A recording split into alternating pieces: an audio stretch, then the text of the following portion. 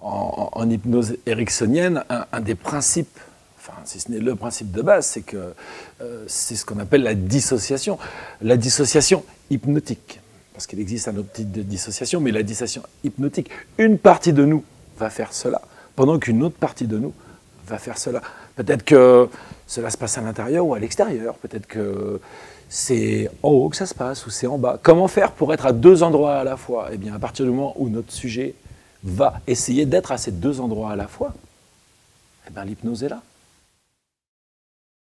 Vous pouvez vous poser la question comment on communique avec nos patients ou avec nos sujets ou même nos clients pendant la séance. On a cette idée de, peut-être les gens ils ont les yeux fermés, mais il y a un moment, l'inconscient est là, l'inconscient est présent et on a un système qui s'appelle le signaling idéomoteur qui passe uniquement par l'inconscient, c'est-à-dire qu'on va installer des signaux, soit un oui, soit un non, soit j'ai besoin d'aide, soit je ne sais pas, sur une partie du corps. Sur les doigts, par exemple, qu'on pourra installer soit avant la séance, soit pendant la séance, ou tout simplement, comme le faisait Erickson, utiliser un signaling naturel en demandant juste à l'inconscient par quelle manière il va communiquer avec nous, thérapeutes, pour nous dire oui ou pour nous dire non. En fait, il y a des particularités. En hypnose, on va travailler quand même, la voie royale, c'est le comportement.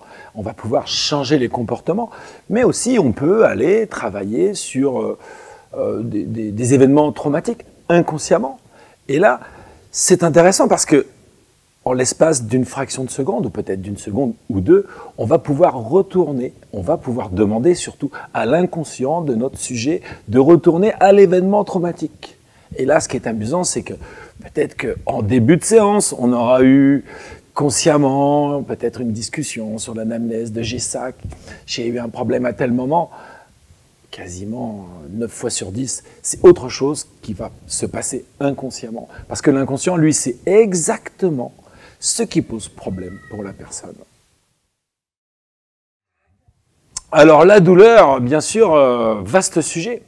Mais est-ce que c'est vraiment la douleur ou la perception de la douleur qu'on a? Ou peut-être même juste une façon de voir le monde. En tant que thérapeute, je parle bien sûr, parce que peut-être si cette personne-là, je commence à la regarder comme ça en disant « Oh là là là là, déjà elle va avoir mal ». Peut-être qu'il y a une autre façon pour nous thérapeutes d'aborder les problèmes douloureux. Parce que, encore une fois, ce n'est pas la problématique dans ce cadre-là, la douleur, mais c'est la résistance à la douleur qui va faire la douleur vraiment. C'est cette résistance-là qui va impliquer d'autres phénomènes derrière.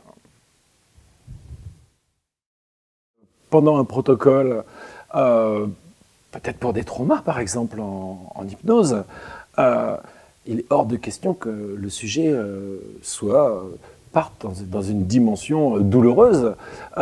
Pour ce faire, le thérapeute a besoin de maîtriser la situation et il va quand même être très directif à ce moment-là, justement pour pouvoir prendre de la distance avec la douleur, quand c'est réglé, s'en rapprocher, faire des tests. De cette façon-là, c'est important d'avoir à l'idée que Erickson aussi était très directif.